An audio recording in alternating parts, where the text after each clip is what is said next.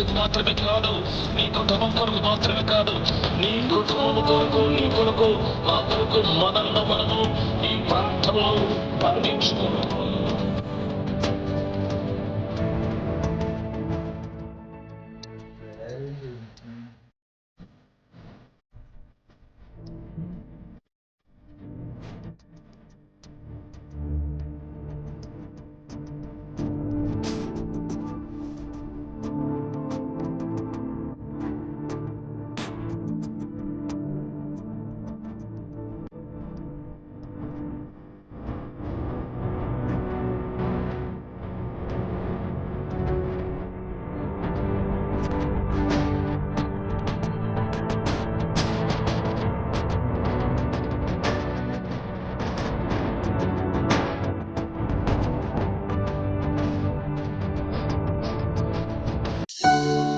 నిజమే కదా, మన దైవ సేవకులు మన కొరకు ఎంతో పాటుపడుతున్నారు.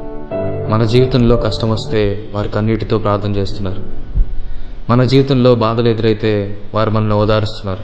అటువంటి దైవ సేవకుల గురించి ఒక నెగిటివ్ న్యూస్ వస్తే అది నిజమో అబద్ధమో తెలియకుండా వారిని నిందించడం చాలా పెద్ద పాపం. హెబ్రీయులకు రాసిన పత్రిక 13వ అధ్యాయం 17వ వచనం ప్రకారంగా, మీ పైన నాయకులుగా ఉన్నవారు లెక్క ఒప్పచెప్పవలసిన వారి వలె మీ ఆత్మలను కాయుచున్నారు. వారు దుఃఖముతో ఆ పని చేసిన ఎడల మీకు నిష్ప్రయోజనం గనుక, దుఃఖముతో కాక ఆనందముతో చేయనట్లుగా వారి మాట విని వారికి లోబడి ఉండు.